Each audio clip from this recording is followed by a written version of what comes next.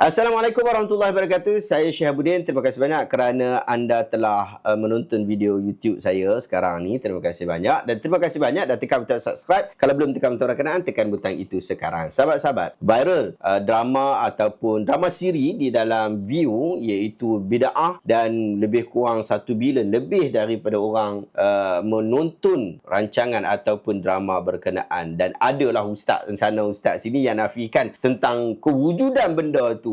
Dia orang tak puas hati dan sebagainya. Pun begitu menarik, hari ini saya dapat satu berita 21 hari bulan 4, lebih kurang 2 hari lepas. Rupa-rupanya filem ini betul-betul berlaku di alam nyata. Jom kita tengok video berkenaan sama-sama dan mungkin saya akan ulas berdasarkan kepada kefahaman saya terhadap video ni sambil-sambil tu, sebab ini adalah video di dalam bahasa Indonesia. Jadi mungkin saya akan bagi penjelasan sikit lah, sebab saya selalu tengok cerita Indonesia.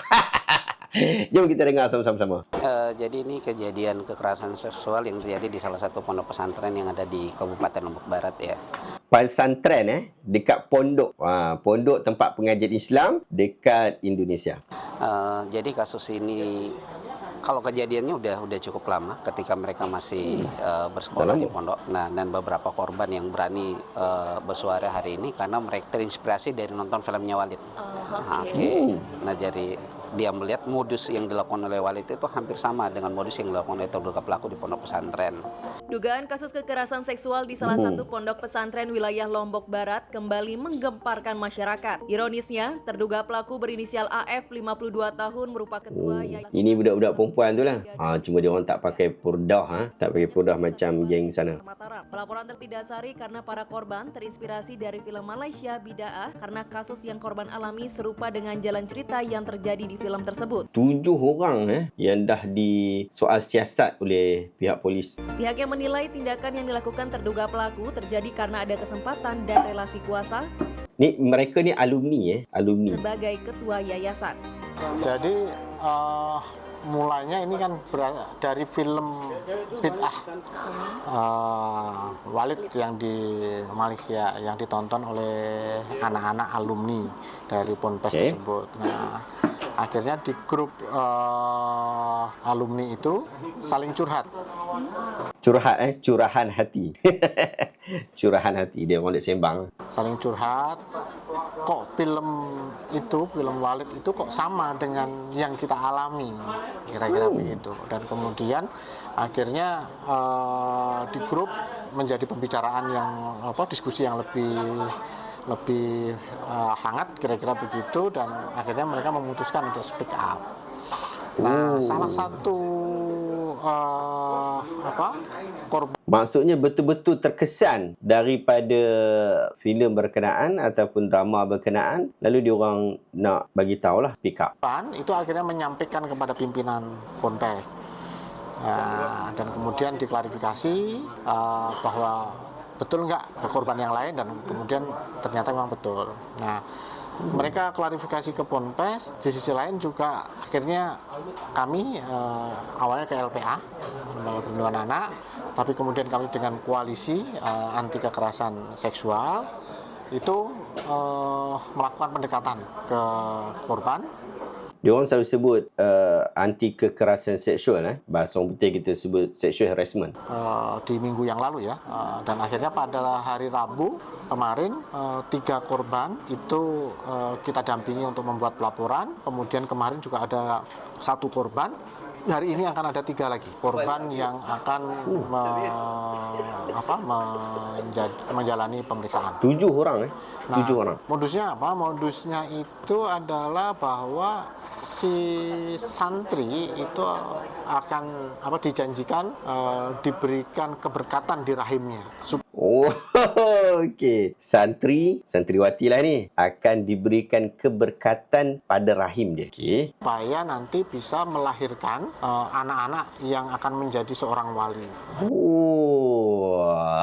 Nanti anak yang lahir daripada rahim berkenaan akan jadi wali. Wah, mantap. Itu modusnya. Sehingga kawan tu pun tahu lagi gigi dia jongang. Tapi dia punya senyum tu nunjukkan kesinisan dia pun kata apa benda lah ni kan. Ada yang kemudian anak-anak yang mau, artinya mengikuti kemauan si pelaku sehingga kemudian terjadilah persetubuhan. Tetapi ada sebagian yang kemudian juga tidak bersedia. Itu yang kemudian masuk dalam kategori pencabulan karena memang ada proses untuk melakukan rabaan, kemudian memegang, mencium si korban. Sementara ini yang sudah kami dampingi ini ada 7 ya gantinya ya, ada teman-teman juga yang lain, totalnya ada 7. Jadi yang hari kemarin 4, hari ini ada 3, jadi 7. Nantinya saya nggak tahu karena masih ada kira-kira ini ada 20 yang sudah ada by name, by address yang diduga menjadi korban. Terkait dengan proses hukum, jadi hari ini sudah sampai dengan 7 korban yang sudah diperiksa oleh teman-teman kepolisian, dan 7 korban ini ada yang mengalami 7 mangsa, ada yang mengalami persetubuhan. Dan terhadap seluruh korban itu didampingi oleh teman-teman Koalisi Stop Kekerasan Seksual NTB, itu gabungan dari LPA NTB, gabungan dari LKBH FA Umat. Maksudnya 7 orang ni dah bersetubuh. Bukan yang biasa-biasa, pencabulan biasa-biasa. BHM NTB dan yang lainnya. Usia dari korban ini? Kalau usianya saat sekarang sudah bukan usia anak ya, ada yang 19, 21 dan yang lain. Tapi ketika kejadian itu masih mereka usia anak, ada karena saat itu mereka masih duduk di Sanawiyah dan Aliyah. Terduga pelaku yang dilaporkan ini statusnya sebagai apa? Dia adalah sebagai petinggi atau sesepuh lah yang ada di pondok pesantren tersebut. Tapi ketika masalah ini mulai mencuat oleh pihak pengurus pondok pesantren secara tegas memecat. Oke. Berarti laporan hukumnya ini, delik aduannya itu pelecehan dan pencabulan atau?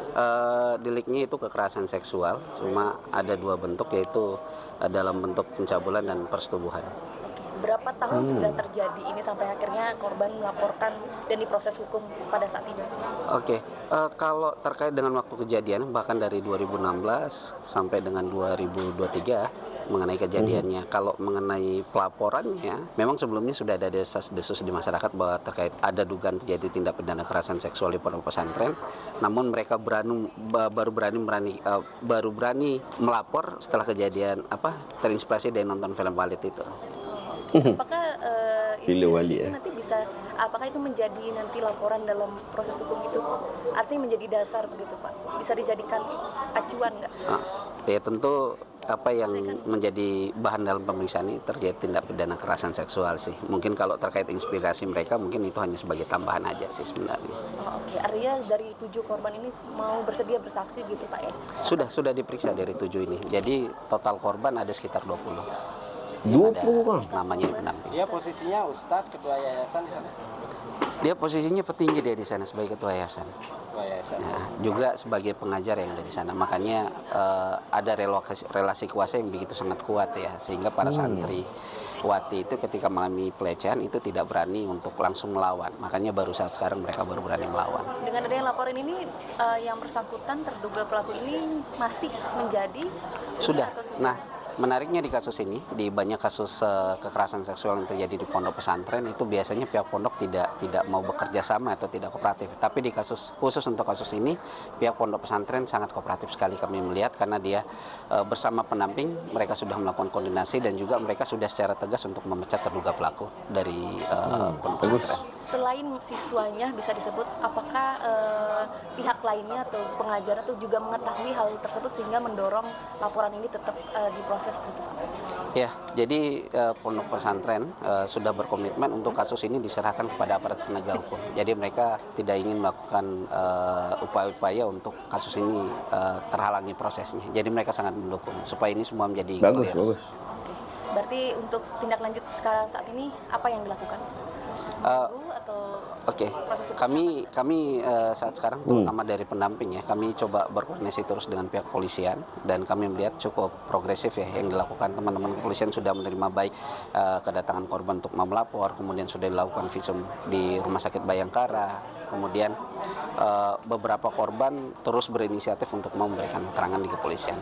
Ya kalau itu nanti kan kalau materi Bisa pemeriksaan pula. nanti dikonfirmasi ke penyidik saja. Penasihat hukum Sampai sejauh ini terduga ada bantahan pelaku. terkait dengan ada Peguam. Makanya kembali ke penyidik aja kalau yang itu. Kalau dari bantahan ada tuduhan terhadap tuduhan ini bang. Peguam Walid. Kan di situ Kan belum bukannya selesai. pencabulan. Ini peguam Walid Peguam kepada Walid tu. Peguam, rambut cantik. Iya, makanya belum selesai ini kan, belum selesai. Nanti kalau kami dari penasehat hukum yang ingin saya sampaikan bahwa terduga ini kooperatif, itu yang pertama. Kooperatif sebagai warga negara yang baik, atas ada panggilan, beliau hadir saja. Kemudian soal bagaimana proses hukumnya, mungkin itu nanti di kepolisian saja, itu aja sejauh ini. Tidak ada bantahan karena ini menyangkut nama baik. Iya, makanya kalau yang masuk ke materi karena ini belum selesai ya, mohon maaf ini teman-teman media, saya bukan tidak mau berbicara atau apa, tapi silahkan di penyidik aja. Kalau kita mengikuti proses hukum sebagai warga negara yang baik, ya itu kooperatif intinya. Soal bagaimana materi maupun lanjutannya nanti di. Ini baru pertama kali hadir? Ya baru pertama kali panggilan dan langsung hadir, itu saja. Panggilannya tadi itu sebagai apa nih Bang? Undangan itu, undangan klarifikasi? Bukan, permintaan keterangan. Permintaan. Iya. Masih sebagai saksi status. Soal siasat. Belum sih. Nah, belum tahu kita ini, belum tahu. Nanti makanya kalau yang itu mungkin di kepolisian. Iya, di kepolisian. Intinya, Kalau adanya tuduhan mengenai adanya persetubuhan yang dilakukan oleh kliennya itu masih proses, Bang. Masih proses ada penyidikan atau belum tidak? selesai. Dibantah atau tidak di dalam? Belum sampai masuk ke sana. Makanya saya tak bisa memberikan jawaban ini. Ini kan soal kenal tidak kenal dulu. Kalau ke materi nanti mungkin di kepolisian aja. Oke, siap. Itu aja ya. Harapan Ayat kita selamat ya. peguam. Itu. Bukan kita mau tertutup lah ini. Bagaimana kawan? Okey, habis. Okey, sahabat-sahabat, kita dah tonton. Itu memang realiti keadaan yang berlaku, bagaimana rupa-rupanya orang duk kata, oh filem bid'ah ni dibuat-buat. Rupanya memang orang trigger sebab memang berlaku dalam masyarakat. Kes ni yang dekat Indonesia ni adalah kes yang telah disebutkan. Bahkan kes yang disebutkan oleh Irma Fatimah tu pun itu juga sangat mendebarkan kita. Di Malaysia pun sebenarnya ada beberapa tangkapan kepada ustaz-ustaz yang gunakan nama mereka sebagai pemimpin jemaah lah, pemimpin kumpulan lah, pemimpin madrasah, tetapi mereka telah menyalahgunakan kuasa mereka dengan tujuan untuk nak buat masalah seksual ni, kekerasan seksual. Dan ini adalah perkara yang tak bagus, tapi dia memang berlaku dalam masyarakat. Kita tak boleh nafikan. Kalau ada ustaz tu nak nafikan dan sebagainya, ni antara bukti-bukti bahawa ia memang berlaku di dalam masyarakat. Dan bukan sikit, dia sebut sampai 20 orang. 20 orang yang telah dikenal pasti. Yang tak dikenal pasti kita tak tahu. Sebab geng-geng orang yang macam ni jenis otak pun bermasalah ni, dia tak akan buat satu dua. So dia akan buat banyak. Sebab bila dia buat satu tak ada masalah, dua tak ada masalah, dia akan teruskan. Dia tahu dah teknik nak buat tu macam mana. Macam mana ayat yang persuasif untuk nak tackle orang berkenaan. Itu bahaya. Dan 20 orang tu pun dah lepas habis mengaji, dah jadi alumni, dah jadi alumni, barulah tersedar nak pi bagi tahu, nak pi bongkarkan perkara ni. Itu pun setelah tengok satu drama bid'ah yang diterbitkan di dalam View. Ini sahabat-sahabat adalah satu pengajaran kepada kita supaya kita jangan sesekali